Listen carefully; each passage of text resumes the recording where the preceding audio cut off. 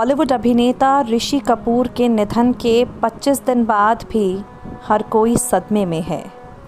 ऋषि कपूर के साथ ही उनके स्टार्स पुरानी बातें शेयर कर रहे हैं।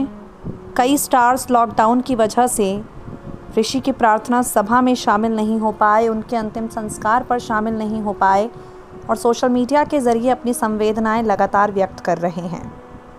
इस खास रिपोर्ट में हम आपको बताएंगे ऋषि कपूर के निधन पर राकेश रोशन ने क्या कुछ कहा। आपको बता दें, ऋषि के निधन के बाद राकेश को बड़ा झटका लगा। राकेश रोने लगे और राकेश को संभाला रणबीर कपूर ने। ऋषि के चले जाने के बाद इंटरव्यू में राकेश रोशन बताते हैं, मैं और ऋषि दोनों ही कैंसर से जूझ रहे थे। हालांकि हमें अलग अलग तरह का कैंसर था। मुझे पता था कि हम दोनों इन्फेक्शन प्रोन हैं, हमें ईज़िली इन्फेक्शन हो सकता है। फरवरी के महीने में चिंटू ने मुझे दिल्ली एक शादी अटेंड करने के अपने प्लान के बारे में बताया।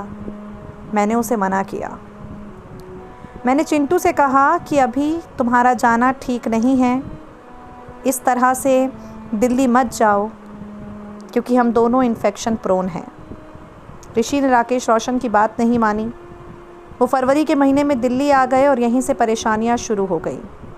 राकेश कहते हैं, जब आखिरी बार मैं चिंटू से मिला तो उसने स्वीकार किया कि मेरी बात उसे माननी चाहिए थी, दिल्ली नहीं जाना चाहिए था। राकेश ने कहा कि ऋषि ने उनसे अंतिम अल्फाज यही कहे, मैंने दिल्ली जाकर गलती की।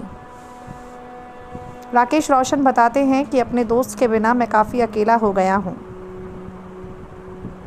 राकेश रोशन ने कहा कि ऋषि 3 हफ्तों से अस्पताल में था।